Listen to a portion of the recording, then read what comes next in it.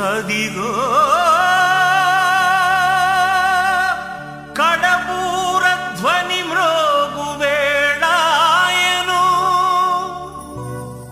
నా ప్రాణనాథ నీరాకకై నేను వేచియున్నాను నా జీవదాత నా జీవదాత నీ పిలుపుకై నేను కనిపెట్టుచున్నాను నీ పిలుపుకై నేను కనిపెట్టుచున్నాను.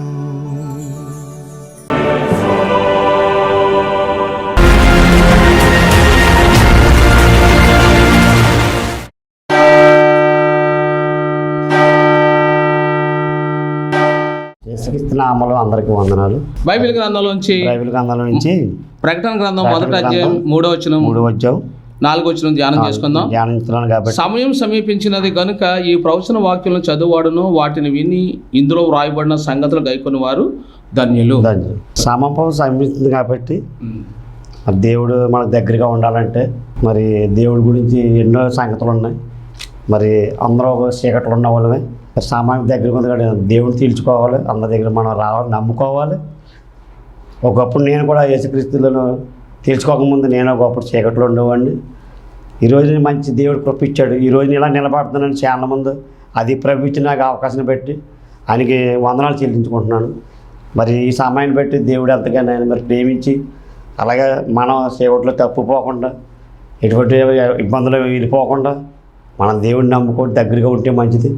ఏ సమయం ఎలా జరుగుతుందో తెలియదు, దేవుడు ఎప్పుడు వస్తాడో మనకు తెలియదు. రక్షణ పొందులు నిర్లక్ష్యం చేయకుండా రక్షణ కూడా కాపాడు బాధ్యత మన మీద ఉంది. ఒకప్పుడు మేము కూడా అలాగే కాపాడుకుంటున్నాను, మీరు కూడా అందరూ అలా కాపాడుకుంటే చాలా ధన్యులు. అలాగే మరి ఇలా లోకం ఎంతో భయంకర స్థితిలో ఉంది. దాన్ని బట్టి మనం చాలా దేవుడి దగ్గరగా ఉండటం మంచిది. దేవుడి బట్టి మరి వందనాలు చెల్లించుకుంటున్నాను. అలాగే మరి లోకంలో కూడా మరి ఎంత భయంకర చీకటి భయంకరంగా ఇటు తెగుళ్ళు కనపడుతున్నాయి. కాబట్టి మనం దేవుడి దగ్గర మనం ఉందాం, నిలబడదాం. మరి ఈ రోజు ఇలాగ చెప్పగలుగుతున్నానంటే అది దేవుడి ఇచ్చిన కృప. నాకైతే చదువు లేదు, నేను అలాగే దేవుడి తలపుని పెట్టి పాటలు పాడుతున్నాను, అలాగే వాక్యం కూడా చదువుకుంటున్నాను. అయ్యో కొద్దిగా దేవుడి ఇచ్చిన మట్టికి నాకు ఇచ్చిన తలను పెట్టి మీ వాక్యం చెప్తున్నాను. అలాగే పరిసరాలు నుండి దేవుడికి పరిసరాల దగ్గరలో ఉంటాడు, సేవకుడి దగ్గరలో ఉంటాడు. ఏ సేవకుడికి అయినా సరే పరిసరాలు చేయగలుగుతాను. అలాగే తలపు నాకు ఇచ్చాడు కాబట్టి అటువంటి కృప పొందుకుంటే ఈరోజు నేను ఎంతో దీవించబడతాను. అప్పుడు బాధల్లో ఉన్నాను, శ్రమంలో ఉన్నాను, ఎన్నో డబ్బులు కూర్చిపెట్టి చాలామందికి నేను హెల్ప్ చేశాను. వాళ్ళందరూ నన్ను మోసం చేశాను కానీ దేవుడు నన్ను విడిచిపెట్టలేదు. ఈరోజు నేను ఒక షేర్ కట్టాను, 2 షేర్ కడితే దేవుడు కృప ఇచ్చాడు. అందరూ ఆశ్చర్యపోతున్నారు. చదువు లేకుండా ఏమి లేకుండా నాకు ఇచ్చిన 3 అబ్బాయిలు ఇచ్చాడు. అలాగే దేవుడి కృప వాళ్ళని సేవ చేస్తున్నాను. సేవ అంటే ఏదో పరిచయం చేస్తున్నాను కొద్దిగాని. అలా ఈ అవకాశం నాకు దేవుడు ఇచ్చాడు కాబట్టి ఈ ఛానల్ ముందు నాకు ఎంతగా కృప ఇచ్చాడు. అలాగే మరి ఇలాగే నా మాటలు అందరూ వింటున్నారు కాబట్టి నేను చెప్పినట్టుగానే మీరు కూడా చెప్పగలిగితే దేవుడు కృప ఇస్తాడు. అటువంటి కృప మరి నాకు ఇచ్చినందుకు వందనాలు చెల్లించుకున్నాడు. ఈ సాక్ష్యం దేవుడు దీవించలేదు. ప్రభు యేసు నామములో మీకు అందరికీ వందనాలండి. ఇక్కడ యోహాను గారు రాసిన పత్రిక 2వ అధ్యాయము 1 నుంచి 7 వచనాలు ఇలా రాయబడి ఉన్నది. ఎఫెస్తులు ఉన్న సంఘము దోత ఇలాగ రాయబడి ఉన్నది. ఆత్మ చెప్తుందండి ఇక్కడ. ఎందుకంటే 7 నక్షత్రం తన కుడి చేత పట్టుకుని వేస్తూ 7 స్తంభముల మధ్య స్తంభించేవాడు చెప్పున్న సంగతులు ఏమనగా క్రియలు నీకు ఇష్టంగా నీ సహనమును నెరుగుదును. నీవు నీ దిష్టులు సహింపలేని అపోస్తులు కాకయే తాము అపోస్తులమని చెప్పుకుని వారు పరీక్షించుకుని వారు అబద్ధకులు నీవు కనుగొంటివి. ఆత్మ ఇలా చెప్తుందండి, మనం వినాలి. 7 నక్షత్రాలు తన కుడి చేత పట్టుకుని 7 స్తంభాల మధ్య సహించేవాడు చెప్పు సంగతులు లేవనగా నీ క్రియలు. అంటే మనం ఏం చేస్తున్నామండి? ఒక దైవజనులను దురుసుగా మాట్లాడుతున్నాం, ఒకరిని పొరుగువారిని ప్రేమిస్తలేదు, ఇంకొకరిని దురుసుగా మాట్లాడుతున్నాం.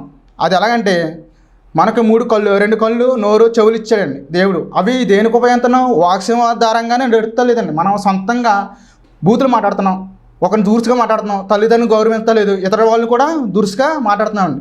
అది తప్పు. మనకి ఏమి ఇచ్చాడండి? అన్ని అవయవాలు ఇచ్చారు. కొంతమందికి అవి కూడా లేని వాళ్ళు చాలా బాధపడుతున్నారు, అవి చూడలేని బాధపడుతున్నారు. అవి మనం అర్థం చేసుకోవాలి. ఇది ఆత్మ చెప్తున్న మాట. ఇవి నా సొంత మాటలు కాదండి, వాక్స్ ద్వారానే నడిపించబడుతున్నాయి. పరిశుద్ధాత్మ అనేది మనలో ఉండి నడిపించబడుతుంది వాక్స్ ద్వారా. మనం వినాలి. వినిగల చెవులు మనకి ఇచ్చాడు. సంఘంలో చెప్తున్న పరిశుద్ధాత్మ మనలో ఉంది. మనలో చెప్తున్న మాటలు వింటలేదు ఎవరుని. దైవసేవకులు చెప్తుంటే హేళనగా మాట్లాడుతున్నారు. ఒక కానుక వేయనమ్మంటే తిట్టుకున్నారు, మూలుక్కున్నారు. అది తప్పండి. ఎందుకంటే ఆయన చెప్పిన మాట మీకోసమే. ఇలా చూడండి, యెహోవా దేవుడు మనకు రాసిన ద్వితోపదేశకాండంలో రాశాడు ఆయన. ఎందుకంటే పురుషులందరూ స్త్రీలందరూ కలిసి వచ్చి మనం సంఘంలోని స్తుతించి ఆరాధించమన్నాడు. మనం మందిరంలోకి వస్తున్నామండి, ఆరాధించలేదు, దేవుణ్ణి స్తుతించబడతలేదు. ఎందుకంటే ఆయన మనకు చేతులు ఇచ్చాడు, హల్లెలూయా చెప్పలేకపోతున్నాం, నోట్లో నుంచి స్తోత్రం చెప్పలేకపోతున్నాం, ఆయన కనపరచలేకపోతున్నాం. ఆయన ఏమన్నాడంటే పూర్వం బలులు ఇచ్చేవారు, ఇప్పుడు యేసుక్రీస్తు వచ్చి మన కోసం మరణించాడు. ఆయన చూడండి, చేతులు ఇచ్చాడైనా ఆయన కనపరచాలి. ఇదివరకు పొట్టేళ్ళు బలులు అడగనివారు, మేకల్ని, ఆటలని, గొర్రెల్ని అడిగేవాడు ఆయన. ఇప్పుడు మనం ఏం చేస్తున్నాం? చేతులు ఇచ్చినవే కనపరచలేకపోతున్నాం, ఆయన స్తుతించలేకపోతున్నాం. మరి ఇక్కడ సంఘంలో చెప్తున్న మాటలు ఇవే మనం గ్రహించుకోవాలండి. ఎందుకంటే దేవుని భయపడాలి. దేవునికి భయపడతలేదు, మనం లోపడతలేదు.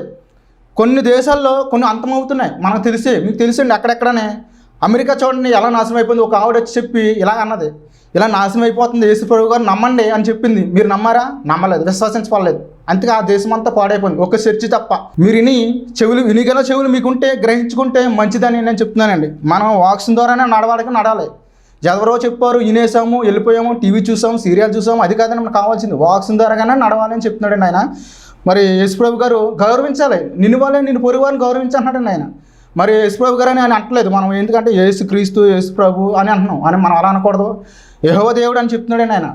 మనలో ఉన్న పరిశుద్ధాత్మ మాట్లాడినప్పుడు ఎతటి వాళ్ళని హేళన చేయకూడదు. ఆడు ఇలా చెప్పాడా, వీడు ఇలా చెప్పాడని మనం అనకూడదండి. ఎందుకంటే మన తప్పండి అది. మనలో ఉన్న పొరపాట్లు అవే, మానవులకు ఉన్న లక్షణాలు అవి. అబద్ధకులు నీవు కనుగొంటివి, నీవు సహనము కలిగి నా నామమును నిమిత్తము భారము భరించి ఆలయమును దేని నెరుగుదును. అయినను నీ మొదట నుండి ప్రేమను నీవు వదులుకుంటివి. అంటే మనం ఫస్ట్ దేవుని ప్రేమిస్తున్నామండి, ప్రేమిస్తున్నాం. కానీ ముందు ప్రేమించేస్తున్నాం. ఏం అడుగుతున్నాం? ఆస్తిని, అంతస్తుని అడుగుతున్నాం. ఏదండి, నా బిడ్డలకు ఉద్యోగం కావాలండి, దేవా తండ్రి యేసయ్యా అని అడుగుతున్నాం. ఉద్యోగం వస్తుంది, వచ్చిన తర్వాత ₹1,00,000 జీతం వచ్చినప్పటికి ఆ జీతాన్ని, డబ్బుని చూసుకుంటున్నాం తప్ప మన దేవుడిని స్తుతించలేకపోతున్నాం, మందిరానికి రాలేకపోతున్నాం. టయానికి ముందు అందరికంటే ముందు వచ్చి నీ బలిపీఠం దగ్గరికి వచ్చి ఆరాధించమంటున్నాడు. దైవశాఖల కన్నా ముందు వచ్చి అయినా ప్రార్థించమంటున్నాడు ఆయన. నీకేం కోరికలు, తలంపులు ఉన్నాయో నెరవేర్చుతానని. అమ్మ, మీ తల్లిలారా, బిడ్డలు అందరూ రండి, నీ భార్య బిడ్డలు రండి, నిన్ను స్తుతించి కనపరచమని అని అడుగుతున్నాడు ఆయన. నేను అంటున్నాను కాదండి, రాబోయే దినాలు ఎలా ఉంటాయో మనకు తెలియదండి. ఎవరికి మేము కలగంటామా? ఇప్పుడే దేవుడు వచ్చి అడుగుతాడండి, నీ ప్రాణం కావాలంటే మీరు ఇచ్చేస్తారా, ఎడతారా? ఆయన అడుగుతున్నాడు. మన్నా కావాలంటే, మనం దేవదూతల వల్లే తినాలంటే, అక్కడికి పరిశుద్ధాత్మతో మనం వెళ్ళాలంటే ఇవన్నీ విడిచేయాలి. ఏమండి? వ్యభిచారం, దొంగతనం, వేషధారణ, లోకాసుల వైపుకు, ధనప్రాప్తి కాదని మనకు కావాల్సింది. మనకేం కావాలి? దేవుని స్తుతించడం, దేని కనపరచడం, ఇది కావాలి. తర్వాత ఆయన ఇస్తాడు.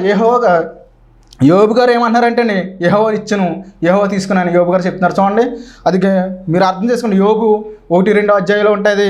మొదటి 2వ అధ్యాయంలో 13 వచ్చిన దాకా చదువుకోవచ్చు. మీరు చదువుకుంటే యోబు గ్రంథం అంతా చదువుకున్న అర్థమవుతుంది. ఎందుకంటే తర్వాత ఇచ్చాడైనా, రెండింతలకు ఆశీర్వాదం ఇచ్చాడైనా. మీకు అర్థమయ్యేలాగా ఇంకా చెప్పాలంటే తర్వాత చెప్పాలండి, కానీ మీకు అర్థమయ్యేలాగా చెప్తున్నాను కొన్ని. ఎందుకంటే దేవుని స్తుతించడం, గణపరచడం, నీ తల్లిని గౌరవించడం, దురుసుగా మాట్లాడకూడదండి. తల్లి మనకు అన్నదే. తల్లికి కొన్ని ఉంటాయి, అవి తల్లికి చెప్పేలా చెప్పాలి, మనం తండ్రికి చెప్పేలా చెప్పాలి. తండ్రి మొంత అవుతున్నాడని తల్లి, అమ్మ ఎలా ఉండకూడదమ్మా అని మనం చెప్పాలి. మందిరానికి రండి అని అందరికి, చెల్లెలు కానీ అక్కలు కానీ అందరికి పేరుని చెప్పాలి. ఎందుకంటే నేను మారాను, అనేక ఆత్మలు రక్షించాలంటున్నాడు ఆయన. మనం జీవాత్మ అనేది ఉంది మనకి. అక్కడికి వెళ్ళి దేవుడు అడుగుతాడు, మనకు పరీక్ష పెడుతున్నాడు. మత్తయి సువార్త 20 అధ్యాయము 33 వచనాల్లో ఉంటుంది ఆయన. ఆకాశం సింహాసనం నుండి ఆయన అడుగుతున్నాడు, ఎవరినంటే? సంఘ కాపురుల్ని. ఎంతమంది నువ్వు రక్షించావు? ఎంతమంది నీ మాట విన్నారు? ఎన్ని గొర్రెలు నీ పక్కన ఉన్నాయి? ఎడమవైపుకు, కుడివైపుకు నీ గొర్రెలు ఎన్ని ఉన్నాయని అడుగుతున్నాడు ఆయన. చూడండి, ఆయన అడిగినప్పుడు దైవసేవకులు ఏం చెప్తున్నారంటే, నేను ఇన్ని గొర్రెలకు చెప్పాను, నా మాట వినలేదు, నేనేం చేయగలను అని అడుగుతున్నాడు ఆయన. ఆయన అడిగినప్పుడు ఒక్కొక్క క్వశ్చన్కి సమాధానం చెప్పవలసిన దైవసేవకులు మనం కూడా. అక్కడ బుక్ అని లెక్కించబడి, నువ్వే పాపం చేసావో, నువ్వేం చేయగలుగుతున్నావో అన్నీ కూడా అక్కడ అలా లెక్కించబడి ఉంటాయి అని చూసుకోండి. మనం జాగ్రత్తగా ఉండాలి, మనం జాగ్రత్త పడాలి, ముందు జాగ్రత్త పడాలి. పరిశుద్ధాత్మ దేవుడు మనలో వచ్చి మాట్లాడినప్పుడు నువ్వు బాప్తిసం తీసుకున్నావా అని అడుగుతుంటే బాప్తిసం రక్షణ లేదు నోటి ద్వారా అని కొంతమంది అంటారు. కానీ బాప్తిసం తీసుకున్నారు. యోహాను గారు తీశారు తెలుసండి, ఎవరికి? యేసుప్రభు గారికి. యోహాను గారు తీశారు, యేసుప్రభు గారికి అనేక మంది బిడ్డలు తీసుకున్నారు. కానీ క్వశ్చన్లు వేస్తున్నారు. చూడండి, ఆదికాండంలోని 6:3 చివరిలో ఉంటుందండి. ఏమని? యెహోవా ఆత్మ అంట మనుషుల మీద ఉన్నప్పుడు అంటే మనుషులు వాదిస్తానంటండి. అదే చూడండి, మళ్ళీ 8వ అధ్యాయం చూడండి. ఆదికాండం 8వ అధ్యాయం లాస్ట్ని, చిన్న పుట్టుక ముందే మన హృదయాలంట మూర్ఖులకు బుద్ధిగా ఉంటాయని దేవుడు ఏర్పాటు చేశాడు. అవన్నీ మనం సరి చేసుకోవాలి. 10 ఆజ్ఞలు ఇచ్చాడండి. 10 ఆజ్ఞలు మనం చదువుకోవాలి. ఎలాగని? ద్వితోపదేశం 10 ఆజ్ఞలు ఉన్నాయి. అటు రీతిగా మనం బతుకుతున్నామా? నడుస్తున్నాం. మనం నడుస్తలే కానీ అటు రీతిగా మనం నడుచుకోవాలి.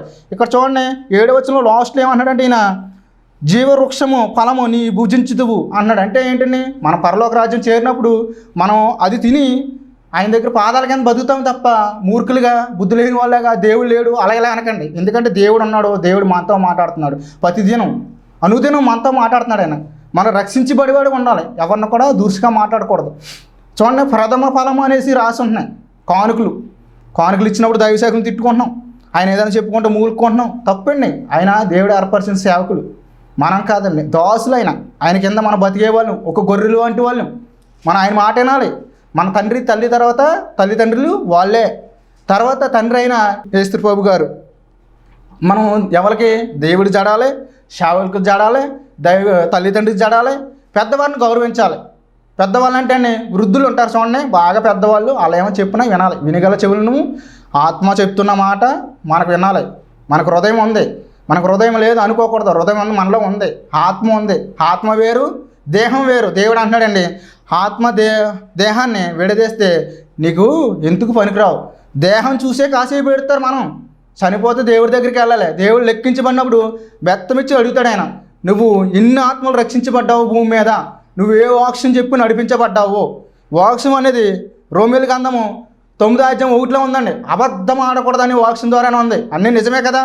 మరి అక్కడక్కడ చెప్పడం కాదు కానీ పేరంతా ఒక కథలో చెప్పాలంటే చాలా టైం పడుతుందండి. అని మరి ఈ వాక్యం మీ హృదయంలో భద్రంలో పరుచుకుని మీరు గ్రహించుకుని మాటలు వింటారని ఈ వాక్యం కంఠంలో ఉంచుకోవాలండి, ధ్యానించాలండి. దేవరాచులు కీర్తన గ్రంథంలో చూడండి, 1 నుంచి 5, 6 వచనాలు చూడండి. ఫలించే చెట్టు వల్లే ఉండాలండి. మనం ఫలం ఇచ్చే చెట్టు వల్ల నీడు వాడక అటు రీతిగా మనం బతకాలండి. ఇవన్నీ నాకు దేవుడు నేర్పిన మర్మాలు. నేను కూడా ఒక మనిషినే, సాటి మనిషినే.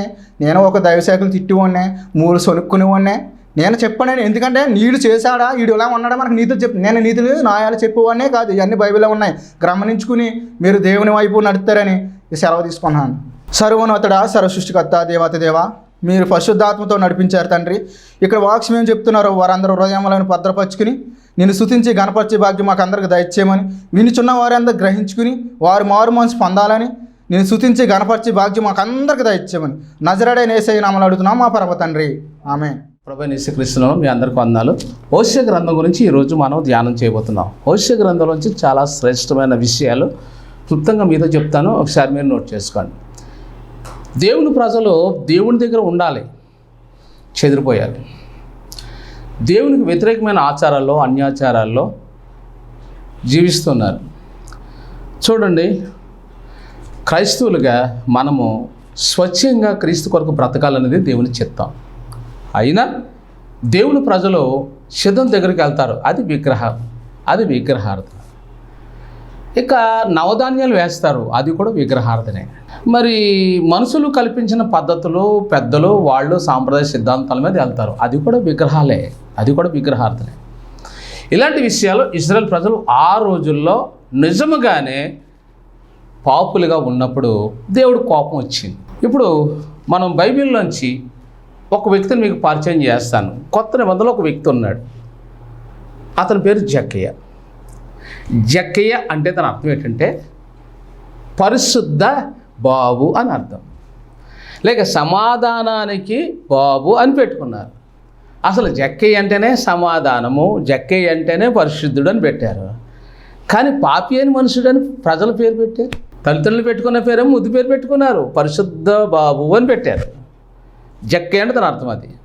అయితే చూడండి, ఈయన ఒకరోజు దేవాలయంలోకి వెళ్ళి కానుకేద్దాం అనుకున్నాడు. అగో, నువ్వు దేవాలయంలోకి అడుగు పెట్టడానికి వీల్లేదన్నారు.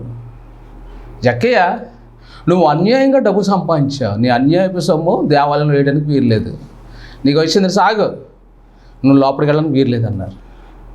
ఆయన ఆగిపోయాడు, తిట్టుకున్నాడు, చెప్పించుకున్నాడు. గుళ్ళోకి వెళ్ళడం కూడా మనకు అధికారం లేదే అని అనుకున్నాడు. ఈయన జీవితంలో మోసే ధర్మశాస్త్ర ప్రకారంగా సొలొమోను కట్టిన మందిరము రెండోసారి నిర్మాణం జరిగింది. కానీ ఆ నిర్మాణంలోకి లోపలికి వెళ్ళి అడుగు పెట్టడానికి యూదులు అనుమతి ఇవ్వలేదు. అతడు యూదుల్లో ఒక్కడే, కానీ అతన్ని ఎలా గుర్తించారంటే పాపి అయిన మనిషి. యాజకులు పాపి, సమాజం పాపి, భార్య ఇతను పాపి అన్నది. తనకు పుట్టిన పిల్లలు ఉన్నారు, మా నాన్న పాపి అన్నారు. ఏమండే, అతనికి ఎక్కడ శాంతి దొరకలేదు, ఎక్కడా శాంతి దొరకలేదు, ఎక్కడ నెమ్మది దొరకలేదు. ఎందుకంటే అతడి పాపము అతనిని ఎలా మార్చింది? ఏంటి అతని పాపం? లంచగొండితనం. ఆ లంచగొండితనం హైట్ ఉన్న పర్సెంట్ పొట్టివాడుగా మార్చేసింది. అంటే అతడు పొట్టివాడైనందుననే వాక్యం ఉంటుంది. పొట్టివాడంటే వాస్తవానికి సినిమాలో పొట్టివాడికి ఏం క్రియేషన్ చేయలేదు. నేను కూడా యేసుదేవుడు సినిమాలో ఒక పొట్టుగా ఉన్న అబ్బాయిని పెట్టాను. నేను తీసిన సినిమాలో 1200 మందిని పెట్టి తీశాను నేను. అందులో గుర్రాలు ఉంటాయి, యుద్ధాలు ఉంటాయి, ఫైట్స్ ఉంటాయి, అన్నీ ఉంటాయి. త్వరలో మీరు యూట్యూబ్లో చూస్తారు. అయితే రియాలిటీగా అతను పొట్టువాడైనందున అంటే అర్థం ఏంటంటే అతను పాపానికి బానిస, అతను క్షమారుడు కాదన్నారు. అతను అనుకున్నాడు, రోమా ప్రభుత్వం నన్ను ఎంతగానో గౌరవిస్తుంది, ఏదో రోజు పిలాతు ఇంట్లోకి వెళ్ళి భోజనం చేస్తాను, ఏదో రోజు ఇంటికి వెళ్ళి భోజనం చేస్తాను, లేదా వాళ్ళు మా ఇంటికి రప్పించుకుంటాను అనుకున్నాడు. కానీ నో ఎంట్రన్స్, వాళ్ళ దగ్గర కూడా ఇతనికి ఎంట్రన్స్ దొరకలేదు. వాళ్ళు కూడా తన ఇంటికి ఆహ్వానిస్తే రానున్నారు. ఏంటంటే ఇలాంటి దరిద్ర కొట్టోడు ఇంటికి వెళ్తే మనకి కూడా చెప్పు దెబ్బలు పడతాయనుకున్నారేమో. కానీ అలాంటి వాడిని దేవుడు దృష్టిలో పెట్టుకున్నాడు. ఎవరో? ప్రభువైన క్రీస్తు. కానీ ఆయన ఎరుకోకుండా వెళుతూ నిజంగా చాలా అద్భుతమైనది. లోకసువార్త 19వ అధ్యాయం జక్కయ్య అక్కడికి జక్కయ్యని కలుసుకోవాలి అనుకున్నాడు యేసుప్రభు వారు. సూపర్. జక్కయ్య ఏమనుకున్నాడంటే ఈరోజు జక్కయ్య ఇంటికి వెళ్ళి తలుపు కొట్టి, జక్కయ్య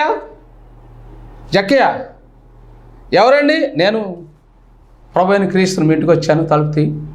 అలాగండి. ఆడు తలుపు తీస్తాడు. సార్, అయ్యా మీకు వందాలండి, మా ఇంటికి రావడం చాలా ఆశ్చర్యం ఇది. నేను ఇంటికి రావాలనుకున్నాను, వచ్చాను, మరిద్దరం కలిసి భోజనం చేద్దామని నేను నిర్ణయించుకున్నానంటే, అయ్య బాబోయ్ అయ్యా ప్రపంచమే మీ వెనకాల ఉంది, కానీ మీరు నా ఇంటికి రావడమా అని అంటాడేమో అని అనుకొని యేసుప్రభు బయలుదేరాడు. ఈలోగా జక్కయ్య కానిస్టెప్ ఎక్కడ పడ్డది? యేసుక్రీస్తు పడ్డది. యేసుప్రభు ఏమో జక్కయ్య ఇంటికి వెళ్దాం అంటున్నాడు, కానీ జక్కయ్య ఎక్కడ ఉన్నాడు? రోడ్డు పక్కనే ఉన్నాడు, వెలుపలే ఉన్నాడు, లోకంలో ఉన్నాడు, పన్ను వసూల్లో ఉన్నాడు, దయనందిన ఈ లోకంలో హడావడిగా సొంత పనుల్లో ఉన్నాడు. కానీ ఆ పనులన్నీ పక్కన పెట్టాడు. ఈరోజు నా యేసును కలుసుకునే రోజు, నేను యేసును చూడకుండా వదలను అనుకున్నాడు. యేసు తలంపులనేమో జక్కయ్య ఇంట్లో అన్నం తింటున్నట్టు ఆయన తలపోసుకుని ఉంటే, జక్కయ్య మనసులో ఈరోజు యేసును చూస్తేనే కానీ నేను వదలను అనుకున్నాడు. సరే, మేడ్షెట్ ఎక్కాడు. యేసుప్రభు అక్కడికి వచ్చి, జక్కయ్య నువ్వు త్వరగా రా, అసలు నేను ఎందుకు వచ్చానో తెలుసా? నీ ఇంట్లో ఉండడానికి వచ్చి నీతో కలిసి భోజనం చేద్దాం అనుకున్నాను, నీతో కలిసి మాట్లాడదాం ఆప్యాయతగా. ఓర్ బాబాయ్, ఏమంటే జక్కయ్యని పిలాతో అసహించుకుంటాడు, జక్కయ్యని రాజులు అసహించుకుంటారు, జక్కయ్యని సమాజం అసహించుకుంటారు, జక్కయ్య ఇంట్లో అసహించుకుంటారు, ప్రెసిడెంట్లు అసహించుకుంటారు, గ్రామ పెద్దలు అసహించుకుంటారు, యేసుప్రభు శిష్యులు అసహించుకుంటారు. అందరూ విసర్జించిన వాడిని ఒక్క సృష్టికర్త ప్రేమిస్తున్నాడు. కానీ ఈ లోకంలో ఎవడు ప్రేమించకపోతే ఏంటి? మనకి ఒక క్రీస్తు ప్రేమ మనకు దొరికితే అన్నిటికంటే మించింది అదొక్కటే. అలాంటి ప్రేమ నువ్వు సంపాదించుకోవడం కోసమే ఈరోజు దేవుడు నీతో మాట్లాడుతున్నాడు. నువ్వు తప్పుపోయి ఉన్నావు, నీ భార్య చేత నువ్వు దేశింపబడ్డావు, ఈరోజు దేవుడు నీతో మాట్లాడుతున్నాడు. సహోదరుడా, రాత్రి మీ మిసెస్ అన్న మాటలు భయపడకే, బాధపడకు. ఈరోజు దేవుడు నీతో మాట్లాడడం కోసమే. ఒకవేళ ఆవిడ అలా మాట్లాడేదని నువ్వు అనుకో చాలు, నువ్వు తప్పకుండా ఆదరణ పొందుతావు. అనేక వేలాది మందికి నువ్వు ఆశీర్వాదంగా మారిపోతావు. నువ్వు అనేకలకు అన్నదాతగా మారాలంటే ఆకలి దప్పులు ఎదుర్కోవాలి, నువ్వు కష్టాల నుంచి వెళ్ళాలి. ఒక వ్యక్తిని యోసేపును అమ్మేశారు.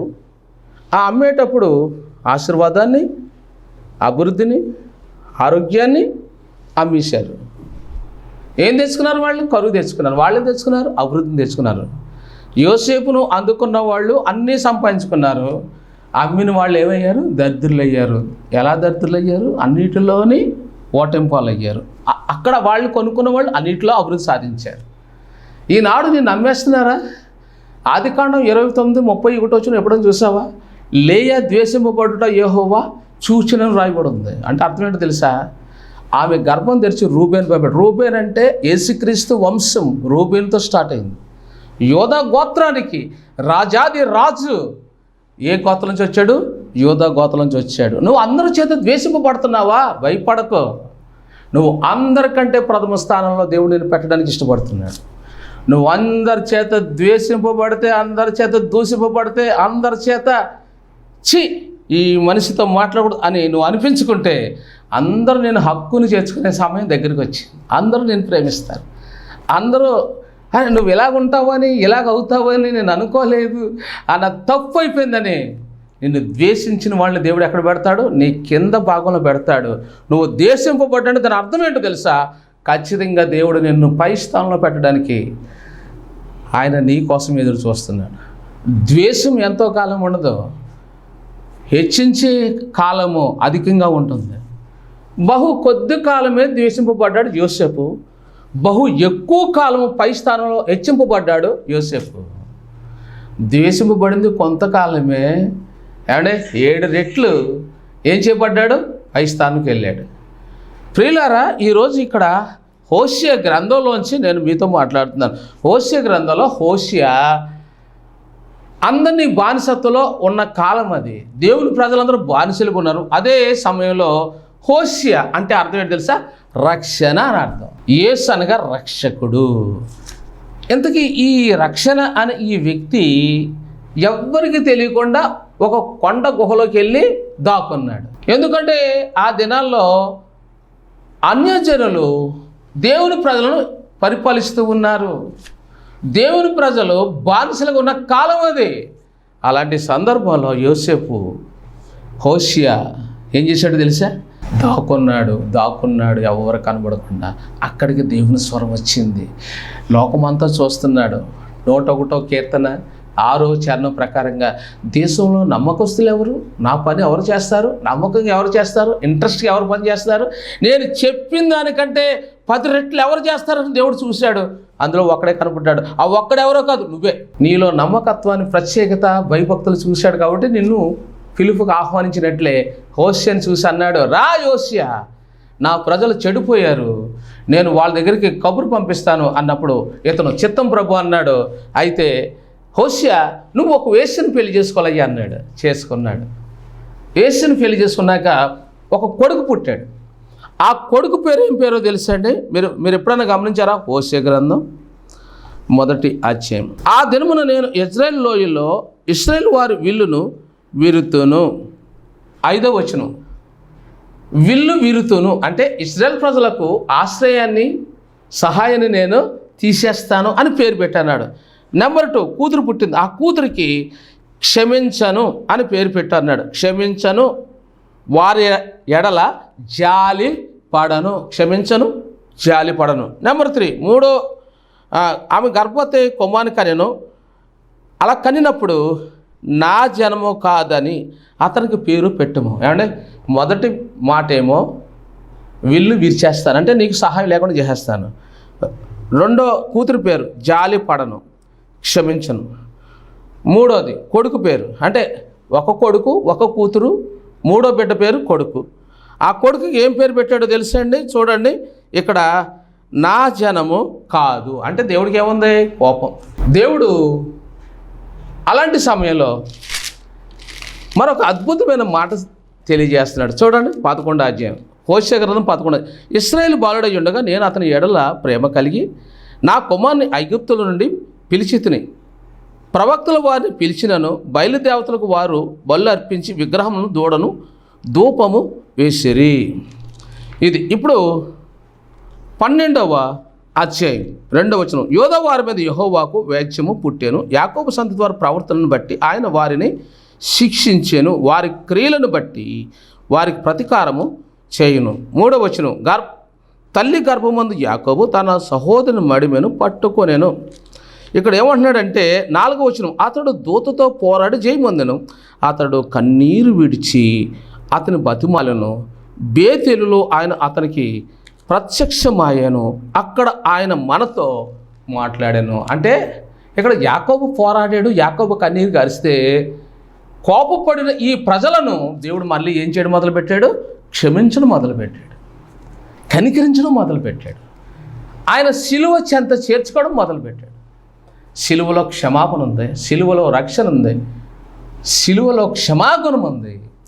ఆ క్షమా గుణాన్ని ఇక్కడ ఈ క్రైస్తవ ప్రజలకు దేవుడు పిలుపునిస్తూ ఉన్నాడు. రండి నా ప్రజలారా, ఆనాడు నా ప్రజలు నాకు అన్యాయం చేశారు, వాళ్ళ పాపాలు నేను క్షమించనన్నాను, కానీ మీ పూర్వీకులు కాల్చిన కన్నీళ్లు నన్ను బతిమలాడుతున్నా. ఎవరు తెలుసా? వీళ్ళకి క్షమాభిక్ష పెట్టండి అని. అంటే అప్పుడు కాల్చిన కన్నీరు ఇప్పుడు క్షమాభిక్ష పెట్టడానికి సిద్ధంగా ఉన్నాయి. అంటే మీ దైవజనుడు కాల్చిన కన్నీరు, మీ సేవకులు కాల్చిన కన్నీరు, నిన్ను కన్న అమ్మ కన్నీరు నన్ను క్షమించమని బతిమలాడుతున్నాయి, కాబట్టి నేను మిమ్మల్ని క్షమిస్తున్నాను అని యేసుక్రీస్తు ప్రభు వారు ఒక్క మాటతో తేల్చి చెప్పేశారు ఇక్కడ. అంటే క్షమించను అన్నాడు, విరుతును అన్నాడు, నా జన్మ కాదని పేర్లు పెట్టాడు, కానీ కన్నీరు అడ్డం వచ్చి బతిమలాడుతూ అయ్యా క్షమించమంటున్నాయి. ఈరోజు నువ్వు బ్రతికున్నావంటే నువ్వు తెలివైనోడు ఏం కాదు. కరోనాలో మహా తెలివైనోడు చచ్చిపోయాడు. కరోనా నుంచి బయటపడడానికి ₹1 కోటి ఖర్చు పెట్టినాడు, ₹1 కోటి పోయాయి, ప్రాణం కూడా పోయింది. కనీసం తన భర్త శవాన్ని చూసుకోవడానికి భార్యకు అనుమతి లేదు, తండ్రి శవాన్ని చూడడానికి పిల్లలకు అనుమతి లేదు. కోట్లు ఖర్చు పెట్టారు, 30 లక్షలు ఖర్చు పెట్టినా తల్లిని చూడడానికి పిల్లలకి అనుమతి లేకుండా పోయింది. అలాంటి భయంకరమైన దినాల నుంచి నువ్వు దాటొచ్చావంటే నువ్వు గొప్పోడు కాదు. కానీ దేవుడు ఆయన సిలువలో ఉన్న ప్రేమ, కరుణ, కృప నిన్ను ఈరోజు సజీవం ఉంచిందన్న విషయం గుర్తుపెట్టుకో. ఇన్ని విధాలుగా దేవుడు నిన్ను క్షమిస్తూ ఉంటే, నేను రక్షిస్తుంటే నువ్వేమంటున్నావంటే నాకు ఇంకా లోకంలో ఉంటాను అనుకుంటున్నావు. ఏముంటావు లోకంలో? బైబిల్లో చాలా స్పష్టంగా చెబుతున్న అద్భుతమైన మాట, అద్భుతంగా దేవుడు మాట్లాడుతున్న ఈ మాటను గుర్తు చేసుకో. పరిశుద్ధుడైన దేవుడు మీ వారిని తిరిగి కలుసుకో. ఈ వాక్యంలో దేవుడు చెబుతున్న ఒక అద్భుతమైన మాట, ఓషియా గ్రంథం 2:18, ఆ దినమున నా జనులు పక్షముగా భూ జంతువులోను ఆకాశ పక్షులతోనూ నేలప్రాకు జంతువులతోనూ నిబంధన చేయుదును. అంటే దేవుడు నిబంధన చేస్తున్నాడు, ఆకాశ పక్షులు నీ వశం చేస్తాను అంటే అర్థం ఏంటో తెలుసా? పరిస్థితులు నీకు అనుకూలంగా మార్చేస్తాను. నిన్ను వ్యతిరేకించి, నీ మాటను వ్యతిరేకించే వాళ్ళందరూ వాడి దగ్గరే దేవుడు ఉన్నాడు రా నాయన, అతని దగ్గరే పరిశుద్ధాత్ముడు ఉన్నాడు. మనం వద్దనుకున్నాం, చిన్నచూపు చూసాం, కానీ అక్కడ ఉన్నాడు దేవుడు, అక్కడ ఉన్నాడు, అతని దగ్గర ఉన్నాడు అని ఏం చేస్తారంట? కాళ్ళు పట్టుకోవడానికి వస్తారంట. ఇందులో మీరు నేర్చుకుంటున్న విషయాల్లో మొట్టమొదట మనకి దేవుడు ఇచ్చిన బిరుదు, ఇందులో బుద్ధిమంతులు. 2, మనకి వ్యతిరేకంగా ఉన్న మనుషులను కూరకత్తుల్లో మార్చేస్తాడు, అంటే మంచి వాళ్ళుగా మార్చేస్తాడు. నెంబర్ 3, శ్రమ లేక నిరీక్షణ ద్వారంగా చేస్తాడంట. నెంబర్ 4, ఎవరు భయం లేకుండా మనం ప్రశాంతంగా ఉంటాం. నెంబర్ 5, తొలకరి వర్షం కడవరి వర్షం, అంటే దేవుడు ఆత్మతో అభిషేకించడానికి సిద్ధంగా ఉన్నాడు. నెంబర్ 6, నీకున్న రోగాలు తొలగించి నిన్ను స్వస్థపరుస్తాడు, స్వస్థపరిచే వానిగా ఒక వైద్యుడిగా నిన్ను వాడుకుంటాడు. నెంబర్ 7, నీ నిబంధన శాంతి ఒప్పందం, అంటే ఆయన నిబంధన చేస్తాడు నీతో. మంచు దేవుని హస్తం, మంచు అనగా చెట్టునకు మంచు ఉన్నట్టు నేను అతనికి ఉందును, అంటే దేవుని సన్నిధి నీకు సదా తోడుగా ఉంటుంది, నీ పక్షంలో ఆయన నుండి వాళ్ళతో మాట్లాడతాడు. నెంబర్ 8, సువాసన గల జీవితంగా నిన్ను మార్చేస్తాడు. నెంబర్ 10, అతని నీడను నివసించేవారు పరిమళ వాసనగా మారిపోతారు. నెంబర్ 12, పక్షులతో మృగములతో, అంటే నీకు వ్యతిరేకంగా ఉన్న వాళ్ళందరితో కూడా ఆయన మాట్లాడి నీకు అనుకూలంగా వారిని మార్చేస్తాడు. ఈ వాక్యము తొలకరి వర్షం, కడవర వర్షం పరిశుద్ధాత్మ వచ్చి నీ కుటుంబంలో ఉన్న ప్రతి అడ్డు ఆటంకం తొలగించి ఆయన ఏం చేస్తాడు? అభిషేకిస్తాడు, బలపరుస్తాడు, స్వస్థపరుస్తాడు, ఐశ్వర్యతో నింపుతాడు. నీ అప్పులు, నీ రోగాలు, నీ ఆటంకాలు, నీ వ్యతిరేకతలు, నీకు విరోధంగా ఉన్న ప్రతి మనిషిని మార్చేసి సాధువులుగా మార్చి నిన్ను ఐశ్వర్యవంతుడిగా చేసి అభిషేకించి ఒక ప్రవక్తగాను ప్రవక్స్త్రీగాను వాడుకోవడానికి హోషేయ నుంచి పిలిపిస్తున్నాడు. అట్టి కృప దేవుడు మీ అందరికి అనుగ్రహించను గాక. పరిశుద్ధాత్మ ఈ వాక్యం విన్న బిడ్డలను కడవరి వరుసతో నింపండి. వీరి సంఘాన్ని, వీరి కుటుంబాన్ని విశాలపరిచి ఆస్వాదించండి, స్వస్థపరచండి. యేసు నామములో ప్రార్థిస్తున్నాము తండ్రి. ఎంత మనసు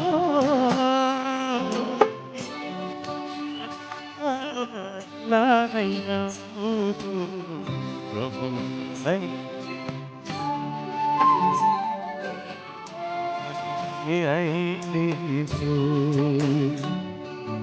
యేసు ఎంత